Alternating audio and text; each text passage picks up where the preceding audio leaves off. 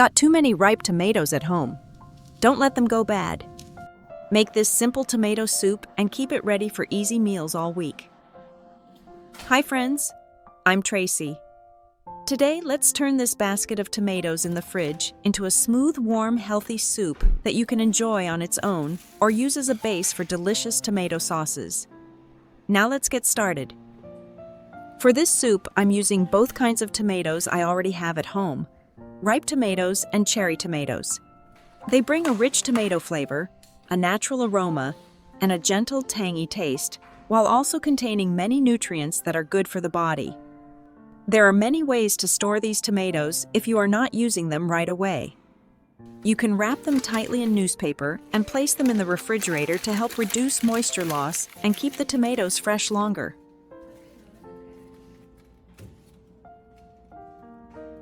However, you can also follow my method and cook them into soup to enjoy gradually.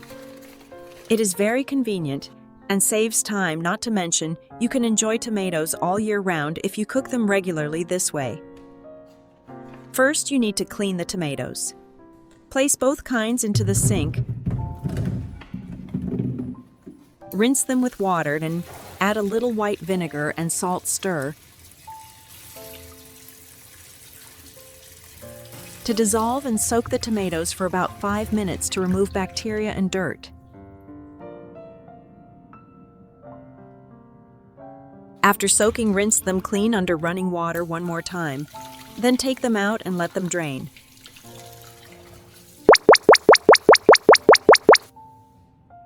Next, remove the stems from the tomatoes. Because this part is firm and has little nutritional value, so we only need to keep the flesh.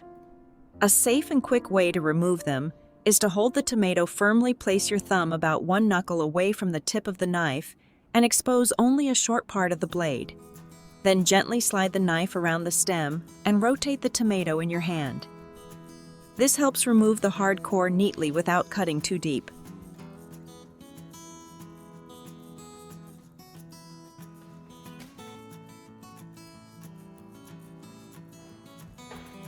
After removing the stems, cut them into smaller pieces to make them easier to prepare. For the large tomatoes, you only need to cut them into quarters, and that is enough. Tomatoes contain many nutrients such as vitamin C, potassium folate fiber, and lycopene, a natural compound that gives tomatoes their bright red color. These help support everyday health while keeping the soup light, fresh, and comforting. That is why I like to keep as much of the tomato flesh as possible. As for the cherry tomatoes, you can leave them whole. And just like that, everything is ready and you can blend them until smooth. Add everything to a high-powered blender. However, don't blend it right away. I want to add more flavor to this sauce, so I'm going to prepare 1 more onion. Take 1 onion and dice it into small cubes. Onion not only gives the soup its special aroma, but also helps make the flavor gently sweet.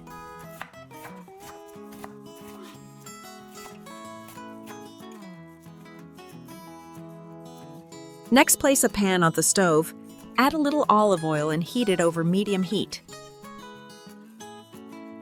Then add the onion and sauté for about 5 to 7 minutes until fragrant and less sharp.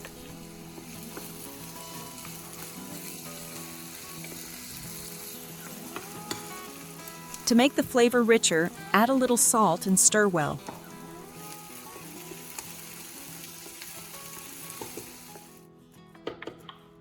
After cooking for enough time, pour this mixture into the blender with the tomatoes. Next, to give the tomato soup a beautiful color, my secret is a red beet. Peel the beet clean, then cut it into medium pieces so it is easier to blend. This is a secret I learned from my grandmother. Whenever she made soup, she would often prepare 1 red beet, and the result was jars of bright red tomatoes that looked just as beautiful as store-bought ones. After cutting, add everything to the blender, close the lid, and start blending until smooth.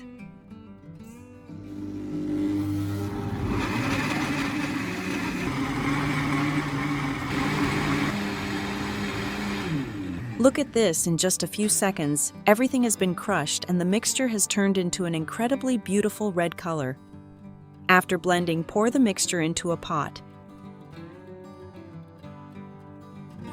Turn the heat to medium and cook until the mixture comes to a boil. During cooking, remember to stir well, so the mixture does not burn at the bottom of the pot.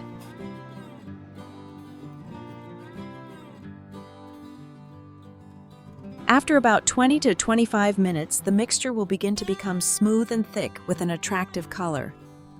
To make the sauce more flavorful, I add a little salt and 3 tablespoons of olive oil. Stir well and let it boil for about 5 more minutes. This is the ideal amount of time. You should not cook it for too long because the heat may affect the freshness and the amount of vitamin C in the tomatoes. Once the sauce has thickened, prepare a few glass jars with tight-fitting lids and sterilize them before storing. Place them all into a pot of freshly boiled water and soak them for about 5 minutes. During this time, the heat helps kill bacteria and mold, helping the tomato sauce last longer. After that, take them out and let them air dry naturally.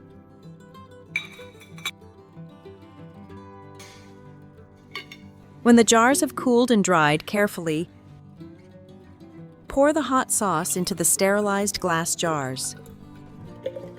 Leave a little space at the top so the lid can close tightly. To make it airtight and help it last longer, prepare a few plastic bags, fold them neatly, then place one over the mouth of each jar before closing the lid.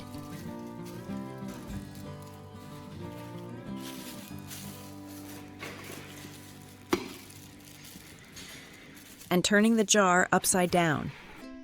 This method helps create a firm vacuum seal inside while the sauce cools down. For safety, I still recommend storing these soup jars in the refrigerator if you want to use them right away, or in the freezer if you want to keep them for a longer time, instead of leaving them at room temperature, which may cause the mixture to ferment. This way the soup will stay fresh, safer, and ready whenever you need a quick meal. And just like that, you now have delicious, bright red jars of tomatoes that you can use anytime. You can spoon some into a bowl and enjoy it directly. The texture is smooth and silky in your mouth. The flavor is very natural, with a gentle sweetness balanced by the natural tanginess from the tomatoes, keeping the dish light and refreshing. You can use this sauce to make a quick spaghetti dish by adding 2 spoonfuls to a pan, then adding a little minced garlic, black pepper, and a little pasta water and boiling it for a few minutes.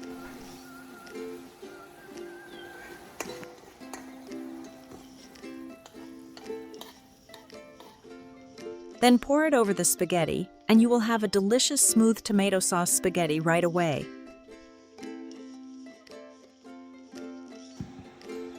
Another way is to spread it on warm bread. Add a little lettuce, a slice of cheese, and a fried egg, and you will have a nutritious and delicious sandwich for breakfast. There are countless ways you can use this sauce for your everyday meals. What about you? Have you thought of any dish to enjoy with this sauce? Let me know in the comments. Thank you for watching until the end of the video. If you have any questions about this recipe, please let me know. And don't forget to like, share, and subscribe to my channel before you leave. Goodbye and see you again.